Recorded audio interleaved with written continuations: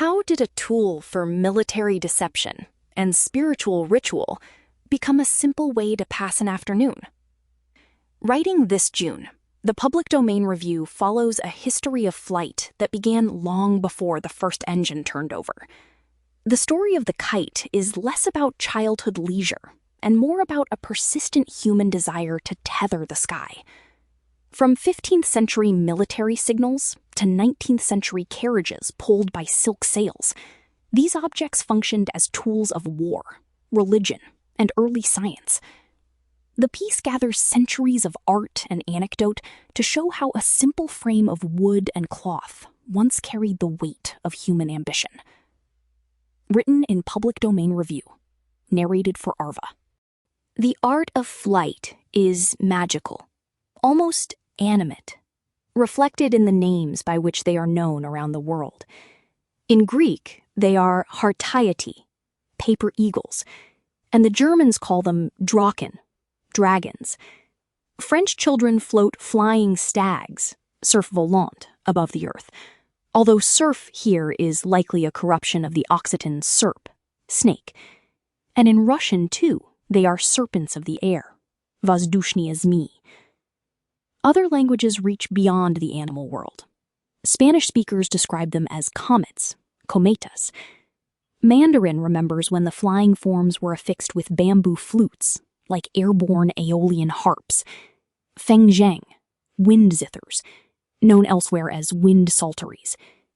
While the Japanese kanji tako combines a radical connected to wind with an element meaning towel or cloth.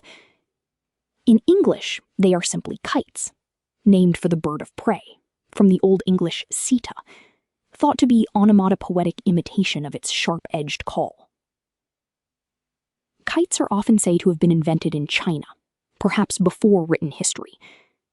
Legend has it that the ancient philosopher Mozi, c. 470 to 391 BCE, spent 3 years perfecting a wooden kite that crashed shortly after its first launch, while his contemporary, the master carpenter Lu Ban, Kung Shu Fan, assembled a wooden bird that could stay in the air for 3 days without rest. Similarly, the earliest Western account of kite flying is sometimes claimed to be Aulus Gellius' description of an artificial flying dove invented by Archytas of Toronto around 400 BCE, although this may have been closer to a steam-powered automaton. Yet others believe that the historical evidence of kite use in New Zealand, Hawaii, and elsewhere in Polynesia suggests that ancient Southeast Asian kite flyers, who brought these traditions to Oceania, predate the earliest Chinese records. On these islands, as in Thailand, Korea, and many other places, kites once had a spiritual function. In 1931, the philologist Nora K. Chadwick summarized her comparative mythological findings.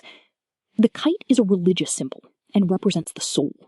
It is a demon queller. It is not of recent introduction. Kite festivals are relatively new, but carry forth certain religious traditions. As a source of amusement, kites only started being flown for fun in China around 1000 CE, according to the historian of flight Berthold Laufer. The Double Ninth Festival, celebrated on the 9th day of the 9th month in the Chinese calendar, is said to have arisen when a man named Huan Qing was told by a fortune teller that his family would suffer a seismic tragedy on this day. They fled to the hills and returned to find all of their animals dead. In memory of Huan Qing, and as a method of avoiding an entire year of bad luck, believers still flee to the hills today, bringing ornate kites as a way to pass the time. Another origin story for this festival concerns a farmer, Meng Chia, who lost his hat to the wind but remained ignorant of his loss. To honor him, hats were subsequently floated on strings, which evolved over time into our modern pastime. Indian recreational kite flying is said to have flourished under the Mughals. In 2015, during the state of Gujarat's Uttarayan festival, which marks the sun's passage into Capricornus, so many kites were flown over the 2-day period that 2,394 birds were reported injured. Early written records of kites come from military history, where they were used for surveillance, signaling, and, sometimes affixed with lanterns, became intimidating, unknown phenomena. During the reign of Emperor Wu of Liang, 502 to 549 CE, Kites were supposedly used to communicate messages between army leaders at a distance. When the military general Ho Jing rebelled and besieged Nanking, his archers were ordered to shoot down the emperor's kites, but they changed into birds which flew away and disappeared, records Joseph Needham in his Science and Civilization in China. During a 13th-century war between Qin Tartars and the Mongols, kites were overlaid with messages to prisoners of war, inciting them to revolt and escape, and purposefully crashed behind enemy lines, what we might now call airborne leaflet propaganda. A Korean story relates how the winds were used to return a shooting star to the sky.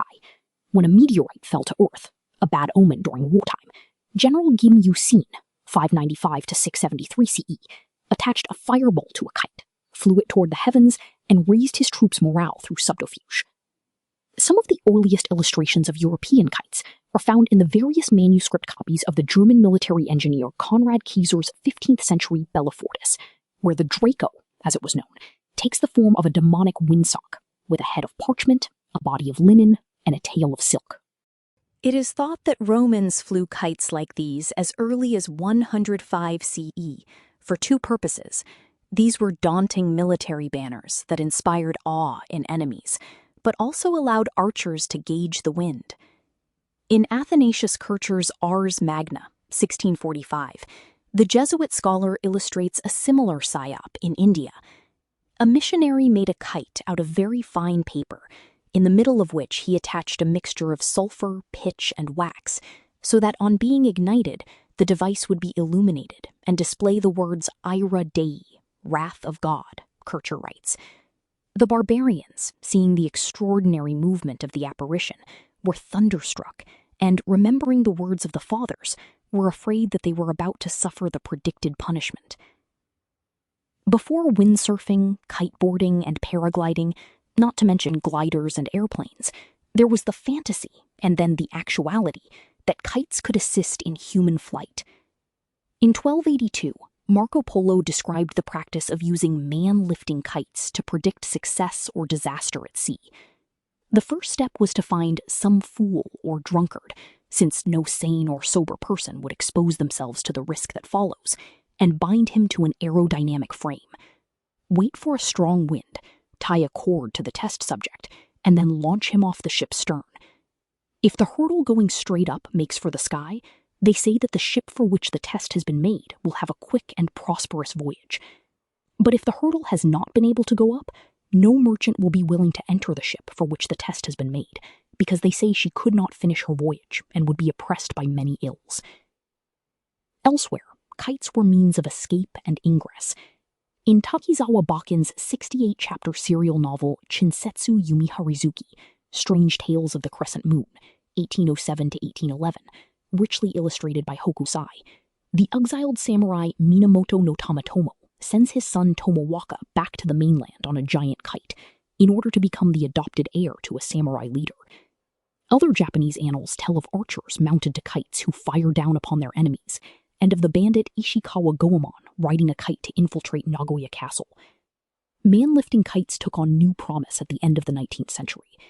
On November 12, 1894, the Australian Lawrence Hargrave jerry-rigged 4 box kites and flew 16 feet off the ground. In the United States, the recent MIT graduate Samuel F. Perkins made a name for himself by flying high with nothing but his rig and a decent breeze.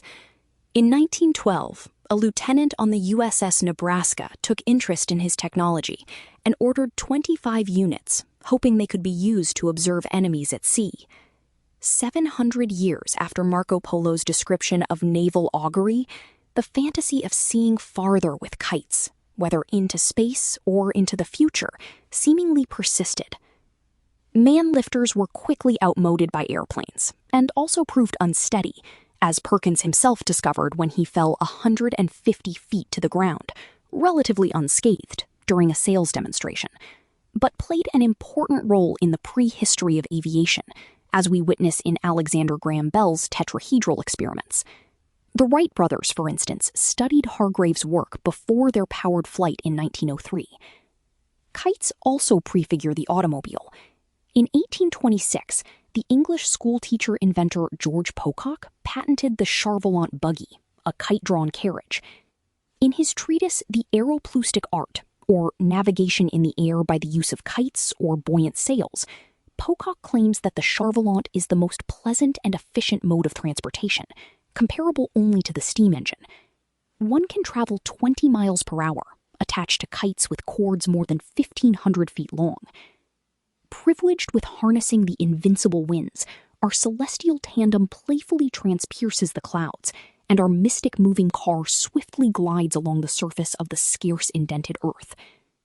The only downside, there is little mention of faltering winds, concerns the vehicle's tendency to suppress the appetite.